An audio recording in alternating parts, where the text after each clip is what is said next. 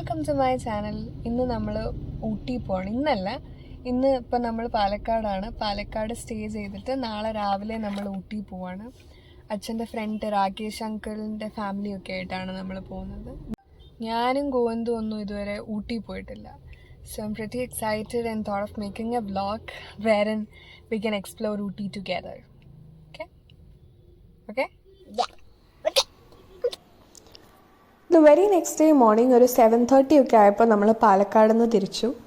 നമ്മൾ 12 പേരുണ്ടായിരുന്നു, 3 ഫാമിലി ആയിരുന്നു. അതുകൊണ്ട് നമ്മളൊരു ട്രാവലറിലാണ് പോയത്. നമ്മുടെ first destination Coonoor fruit show നടക്കുന്ന സിംസ് പാർക്കായിരുന്നു. പാലക്കാട് നിന്ന് ഏതാണ്ട് 3.5 hours ഡ്രൈവ് ഉണ്ടായിരുന്നു സിംസ് പാർക്കിലേക്ക്. അതിൻ്റെ ഇടയ്ക്ക് നമ്മൾ ബ്രേക്ക്ഫാസ്റ്റ് ഒക്കെ കഴിച്ചു. അങ്ങനെ നമ്മൾ സിംസ് പാർക്കിലെത്തി.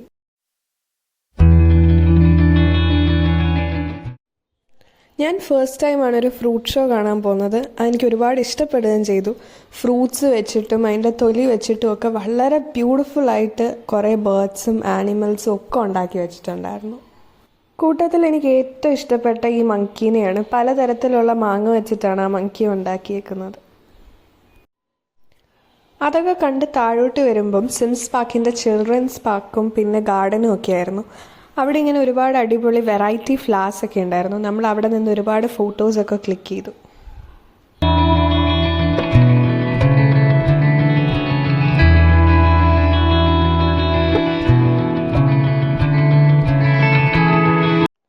സിംസ് പാർക്കിനടുത്ത് തന്നെയുള്ളൊരു റെസ്റ്റോറൻറ്റിൽ നിന്ന് ലഞ്ച് കഴിച്ചിട്ട് ഞങ്ങൾ പോയത് കൂണൂർ തന്നെയുള്ള ഡോൾഫിൻസ് നോസ് വ്യൂ പോയിന്റിലേക്കാണ്.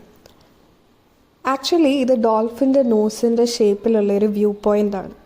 അങ്ങോട്ട് പോകുമ്പോൾ നമുക്കധികം എക്സ്പെക്റ്റേഷൻസ് ഒന്നും ഇല്ലായിരുന്നു. ഒരു സാധാ വ്യൂ പോയിൻ്റ് ആണെന്നാണ് വിചാരിച്ചത്. പക്ഷെ അവിടെ ചെന്നപ്പം കോടയൊക്കെ കയറി വന്ന് നല്ല ഭംഗിയായിരുന്നു.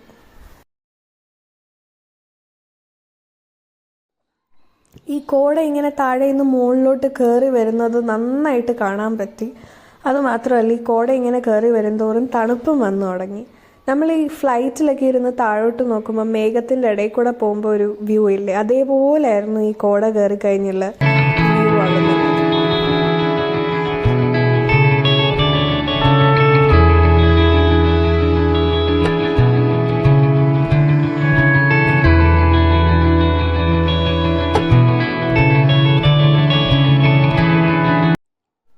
ഈ വ്യൂ പോയിന്റ് ആക്ച്വലി ഏറ്റവും കൂടുതൽ എൻജോയ് ചെയ്തത് ഗോവിന്ദായിരുന്നു. ഗോവിന്ദ് അവിടെ നിന്നിട്ട് സുഭാഷേ കുട്ടേട്ട എന്നൊക്കെ വിളിച്ച് കുറേ നേരം അവിടെ നിന്ന് തണുപ്പൊക്കെ കൊണ്ടു. എന്നിട്ട് നമ്മൾ അവിടെ നിന്ന് ഇറങ്ങി. അവിടെ നിന്ന് ഇറങ്ങിയപ്പോൾ ഇങ്ങനെ 2 സൈഡിലും കടകളായിരുന്നു. നമ്മൾ എവിടെ പോയാലും അവിടുത്തെ മെമ്മറീസ് സൂക്ഷിക്കാൻ എന്തെങ്കിലും വാങ്ങിക്കണമല്ലോ. അപ്പോൾ ഊട്ടിയിലത്തെ മെമ്മറീസ് സൂക്ഷിക്കാനായിട്ട് ഇങ്ങനത്തെ ഫ്രിഡ്ജ് മാഗ്നറ്റ് വാങ്ങിക്കാമെന്ന് വിചാരിച്ചു. ഒരുപാട് ഫ്രിഡ്ജ് മാഗ്നറ്റ് ഉള്ളതുകൊണ്ട് ചെറിയ കൺഫ്യൂഷൻ ഉണ്ടായിരുന്നു. ലാസ്റ്റ് ഡേ ഈ ഒരു ഫ്രിഡ്ജ് മാഗ്നറ്റ് നമ്മൾ വാങ്ങിച്ചു. അതൊക്കെ വാങ്ങിച്ചു കഴിഞ്ഞപ്പോഴത്തേക്ക് അത്യാവശ്യം തണുപ്പായിരുന്നു. അപ്പോൾ ആ തണുപ്പൊന്ന് മാറാനായിട്ട് നമ്മൾ കുറച്ച് ചൂട് മാഗി വാങ്ങിച്ച് കഴിച്ചു. അപ്പോഴത്തേക്ക് നമ്മളെല്ലാവരും എക്സോസ്റ്റഡ് ആയിരുന്നു. അതുകൊണ്ട് നമ്മൾ അവിടെ നിന്ന് തിരിച്ച് നമ്മുടെ റിസോർട്ടിലേക്ക് പോയി. ഊട്ടിയിലുള്ള ഫോർച്യൂൺ റിട്രീറ്റ്സിലായിരുന്നു നമ്മൾ സ്റ്റേ ചെയ്തത്. ഇതായിരുന്നു നമ്മുടെ റൂം. 3 റൂമുള്ള ഒരു വില്ലയായിരുന്നു.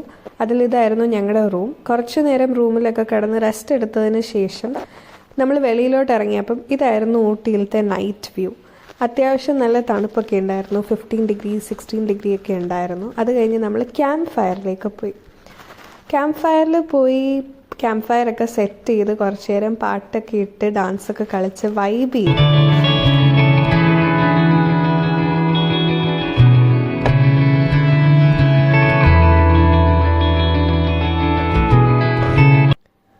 ഡാൻസൊക്കെ കളിച്ച് ടയേർഡായി ഇരുന്നപ്പോഴത്തേക്കും നമ്മുടെ ബാർബിക്യൂ വന്നിരുന്നു. അതൊക്കെ പ്രിപ്പയർ ചെയ്ത് കഴിച്ച് കഴിഞ്ഞിട്ട് മെയിൻ കോഴ്സ് ഫുഡ് കഴിക്കാനായിട്ട് നമ്മൾ റെസ്റ്റോറൻറ്റിലേക്ക് പോയി.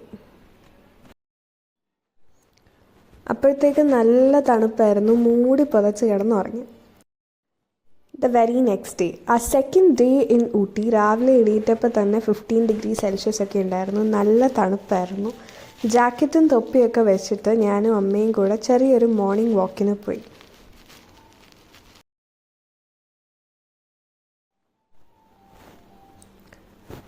മോർണിംഗ് വാക്കൊക്കെ കഴിഞ്ഞ് തിരിച്ച് വന്ന് റൂമിൽ വന്ന് ഫ്രഷായി ബ്രേക്ക്ഫാസ്റ്റൊക്കെ കഴിച്ചിട്ട് നമ്മുടെ അടുത്ത ഡെസ്റ്റിനേഷനിലേക്ക് പോയി, ഊട്ടി ബൊട്ടാണിക്കൽ ഗാർഡൻ. ഞാൻ ഏറ്റവും കൂടുതൽ എക്സൈറ്റഡ് ആയിട്ടിരുന്നതും ഊട്ടി ബൊട്ടാനിക്കൽ ഗാർഡനിൽ പോകാനായിട്ടാണ്. അച്ഛനും അമ്മയും സ്കൂൾ ടൂറൊക്കെ പോയി ഊട്ടി ബൊട്ടാനിക്കൽ ഗാർഡനെ പറ്റി ഒരുപാട് കഥ പറഞ്ഞിട്ടുണ്ട്. അതുകൊണ്ട് തന്നെ ഊട്ടി ബൊട്ടാനിക്കൽ ഗാർഡൻ കാണാനായിട്ട് ഞാൻ ഭയങ്കര എക്സൈറ്റഡ് ആയിരുന്നു.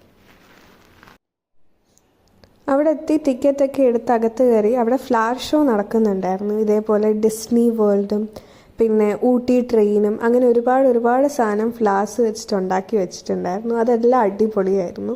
നമ്മൾ അവിടെ എല്ലാം നിന്ന് ഒരുപാട് ഫോട്ടോസൊക്കെ എടുത്തു. എന്നാലും എനിക്ക് ഏറ്റവും കൂടുതൽ ഇഷ്ടപ്പെട്ടത് ഈ ലാവൻഡർ ഫ്ലവേഴ്സ് ആയിരുന്നു. അടിപൊളിയായിരുന്നു.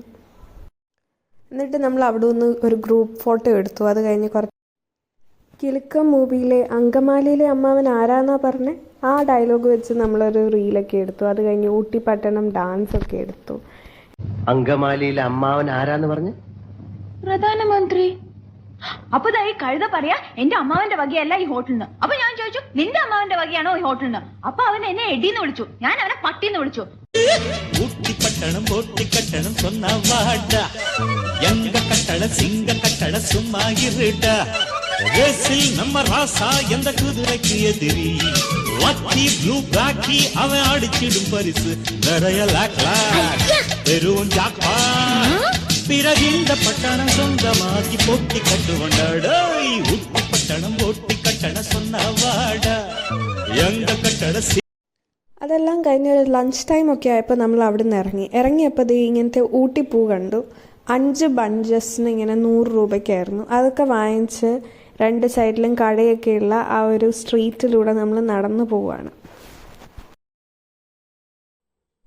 അവിടെ തന്നെയുള്ള ഒരു കേരള ഹോട്ടലിൽ നിന്ന് ലഞ്ച് കഴിച്ചിട്ട് നമ്മുടെ അടുത്ത ഡെസ്റ്റിനേഷൻ ഊട്ടിയിലേക്കും പിന്നെ അവിടെയൊക്കെ തന്നെയുള്ള കുറച്ച് സ്ഥലങ്ങളായിരുന്നു. പക്ഷെ നമ്മൾ ലഞ്ച് കഴിച്ച് കഴിഞ്ഞിട്ട് പിന്നെ തിരിച്ച് നമുക്ക് ഊട്ടി ടൗണിലേക്ക് പോകാൻ പറ്റിയില്ല.